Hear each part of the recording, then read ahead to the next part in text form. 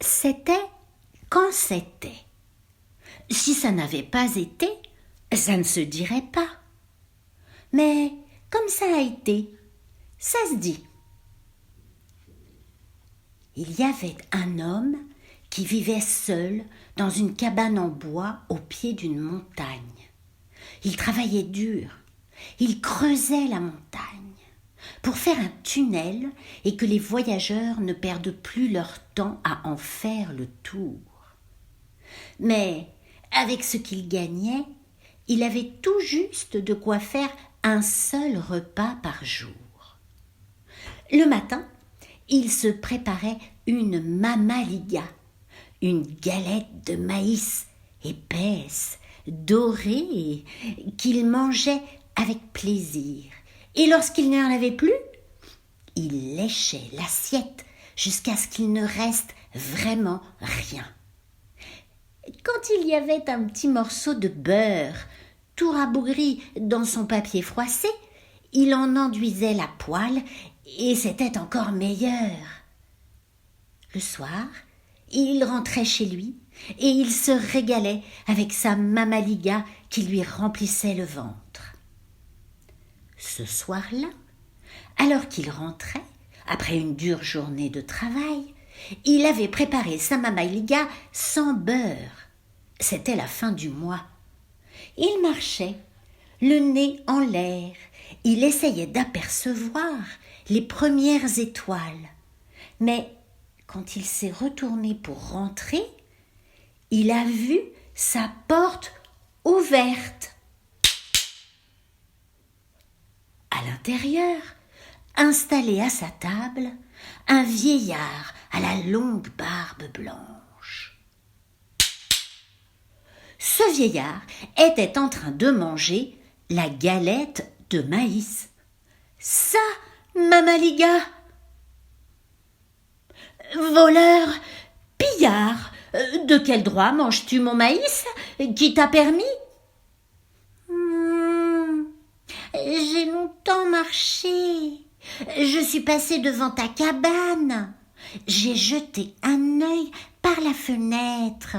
Et quand j'ai vu la mamaliga qui brillait dans l'assiette comme un soleil, je n'ai pas pu résister. J'avais tellement faim. »« Non mais regardez-le celui-là.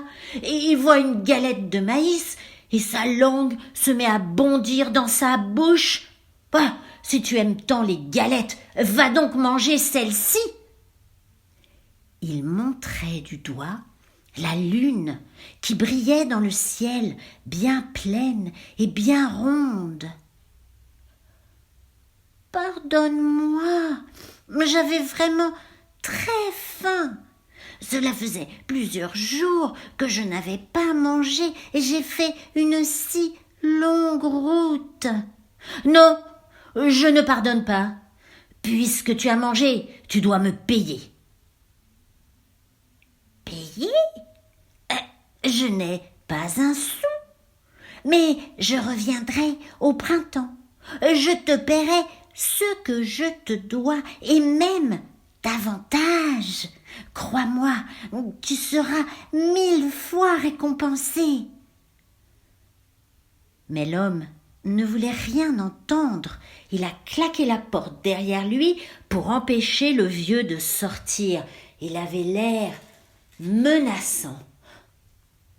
« Très bien. Comme tu voudras.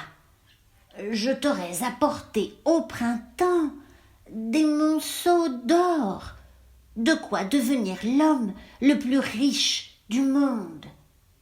Mais puisque c'est ainsi, tu auras une autre récompense. Tu iras vivre sur la lune et tu te nourriras d'elle. Tu ne reviendras sur terre que lorsque tu l'auras mangé jusqu'au bout, sans en laisser une seule miette. » Alors, les yeux du vieillard ont lancé des éclairs et l'homme a été emporté par une force phénoménal, très haut dans le ciel, au-dessus des nuages, là où les oiseaux ne pouvaient plus voler.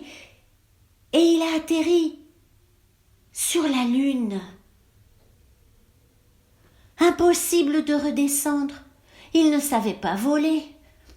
Il a bien fallu qu'il s'habitue à vivre seul, là-haut, sur la lune vide et froide, sans personne avec qui parler, sans personne à qui se plaindre, sans rien à manger.